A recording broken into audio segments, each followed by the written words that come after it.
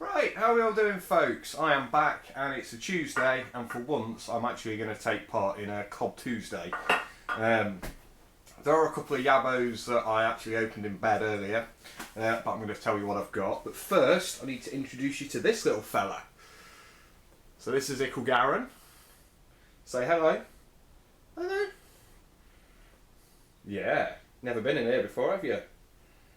No. Should we take you back to Mummy? You don't get much response out of a 3.5-week-old baby, do you? But, so this is Garren. And say goodbye to everybody, all the other YouTube pipe presenters. Bye! Well, and Vimeo presenters as well. Woo! But we'll get onto that in a minute, so I shall be back in just a second. Right, so, as I said, I did receive some YABOs, a couple of parcels this morning, but, well, I guess they're all for me, but only 2 of them are for me personally, the rest are for GQTobaccos. But, so, these are both gifts from friends. I don't believe they're on here on YouTube, doesn't matter. Now, one of them was sent to me by a former customer of mine when I worked at Gauntleys, and luckily he's still a customer of mine now over at GQTobaccos, which all of you should go over and have a look at. Links are in the bucket down below. But no, I had a bit of a glitch with his order, and he sent me a gift as an apology. Not that he needed to apologise, my mistake anyway. But anyway, less of that. Teething problems. So, I got some tobacco off him. So I've only ever smoked one McCraney's, and it was the 2008 Red Virginia, which I believe Astroman sent to me for a doing a comparison of Virginia tobaccos I was going to do, and that was freaking awesome stuff. So I was extremely excited when I saw what was in the package. Some McCraney's First Light American Red Virginia, some McCraney's Owner's Choice Red Virginia. But then, the creme de la creme, it came in a huge box. I'm thinking, oh God, what's he sent me here? The guy's a conductor in the Austrian National Philharmonic Orchestra. I think it's been years since I've looked him up. And then he sent me something which just blew my mind this morning. I had this. This is a late 1970s tin of Dunhill 3-year mature Virginia, so it's pushing 35-40 years old. The only way I can date it is by the net weight. It's embossed, gives you both the grammage and the ounceage on the bottom. This is when it was still blended at Alfred Dunhill, so this is before it was farmed out, and I'm looking forward to trying this. The seal still looks intact, the tin is still slightly vacuumed in. There has been a very neat thin layer of tape put around the edge, and this gives it a little bit extra air tightness inside, and it still has the original French Francs importer sticker on the bottom. 7.4 francs. How many francs did you used to get to the pound? 10? Was it? Euros have been in too long, and it's been a long time since I've even seen a French franc, but I really am looking forward to this. This is, wow, I cannot wait to try this. Then as well as that, I also received a package from a friend of mine, David. Now, David's a friend from YouTube, and he sent me some incense that a friend of his makes. Quite nice stuff, actually. Gonna have to light one in here after I finish, because whoops, I'm not actually supposed to smoke in here, but it's freezing freaking cold outside. It's not that much warmer in here either. It's probably, about 14 degrees in here, so it's a little bit chilly. But he also sent me some tobacco samples. There's enough for a couple of bowls of each. I love it when people do this. Sometimes. He won't tell me what they are. So what I have is the first letter. This is M.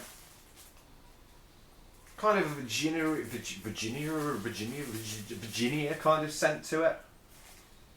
It could be a red. I'm not too sure. It's got an almost McLaren kind of twang to it. Nowhere near as strong as the full-on tomato sauce, tomato soup aroma you get from a lot of them. But again, not a clue. This one's an E, and this smells like a beautiful Oriental. It's got that kind of very creamy, almost buttery creaminess to it, and the latakia. It's been a while since I've actually seen Epiphany. That's the only one that I've got at even halfway towards a guess on what that one is. And this one's L, and this smells like a latakia bomb, with some nice sweetness to it as well. But I have no idea. I have some Lagonda kicking around in my tobacco cellar. Well, I say my cellar. It's kicking around in my tobacco archive, which one day I may show you parts of, but we shall see. So like I say, today I'm taking part in Cob Tuesday, and I'm going to smoke some of the Owner's Choice. The McCrane's Red Virginia Owner's Choice. Now, say I've only ever had that mature, that 2008 prime crop before, and that was gorgeous. I loved that stuff. So let's just get you in here. Oh, and another thing, I finally got around to trying some Semolly. A chap from the Pipe Club at the last meeting had bought some with him from Belgium, where he's from, and he couldn't understand why, especially myself, went absolutely ballistic, and he gave me some to bring with me. I've got enough for 2 more pipe bowls. If I'd got more, I'd offer it to any of my fellow brothers and sisters of the Leaf here on YouTube, but unfortunately there's a good friend of mine in London has also been wanting to try it for a while, so yeah, you ain't going to get any of this, folks, I am afraid. So, these standard stems are pretty cack. I mean, I've been smoking this one for a while, and it is nicely shaped to my teeth, but yeah, I'm going to bite through this in a couple of smokes.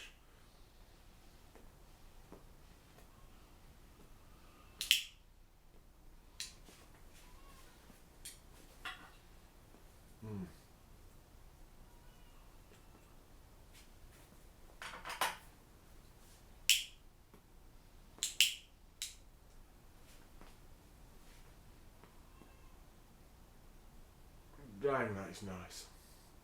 A little bit sweet.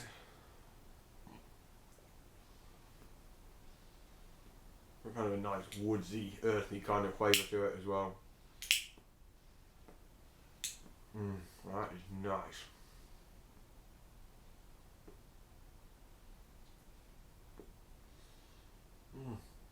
So, is there a purpose to this video? Not really. It's just going to be me talking for 10 minutes like normal. So, well, I guess there is a point to this video. I talk about Vimeo and everything that's happening at the moment. The community is kind of fracturing a little bit. And I don't know what's going to happen. Since obviously Google are bringing YouTube in with Google Plus for commenting and things like that, it's a bit too much for some people. And a lot of junk ship and gone to Vimeo. I followed them, but I'm not leaving YouTube. Or if you're watching this on Vimeo, I'm not leaving YouTube, not here. But anyway, whatever. So I've moved because both platforms. Vimeo is very nice. You're restricted on what you can upload, how many videos you can upload, unless you pay for like a pro account. The groups are good, the forum aspect is good, but I really hope it doesn't split the community in half. The videos look a lot nicer on Vimeo, but YouTube is YouTube. So, I don't know what's going to happen. A lot of people don't want to use Google Plus. I don't see the problem. This account's been linked, or should I say my normal account on YouTube's already linked in with it. But I just don't see why a lot won't move. My GQTobaccos channel has a problem, but somebody's putting some suggestions for that. But we shall see. I hope not too many. I hope it doesn't split us all in half, and I hope we still can function on both. Those of you who can't comment, all you've got to do is sync up with Google Plus. If you do a search, you'll find out ways to do it. You don't have to share all your information.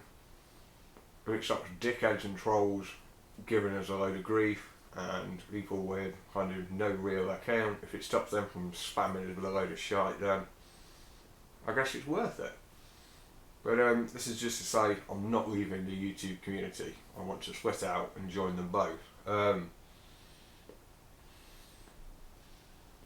I'll put a link to the community in the bottom. You have to sign up. It's a private group.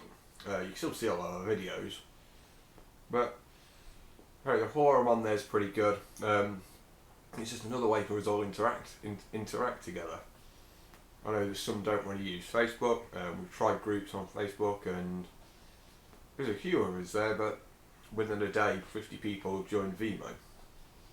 So we'll see what happens. We shall see what happens. And then just to give you an update on the shop, I'll put a link in the bottom. I've done a email Q&A with Robert from Marcus Pipes in near Barcelona.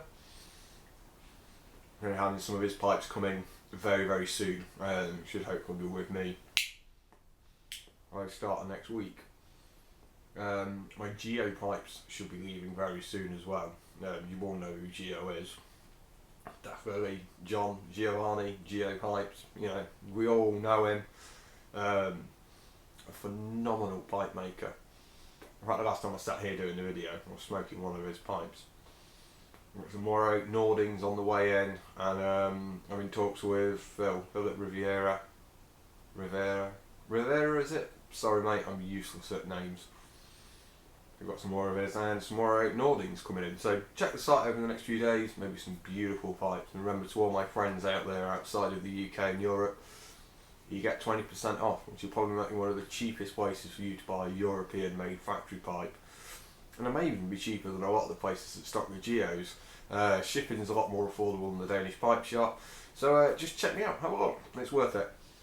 It really is. But back to this. Yeah, the crane is owner's choice. It's nice, it's light, it's simple, it's burning quite easily, and the flavours are divine. Gorgeous tobacco. So, that's me rambled on enough. A video with no real purpose. Well, it did actually, I guess. But anyway, so until later folks, I shall see you all soon. So take care, goodbye.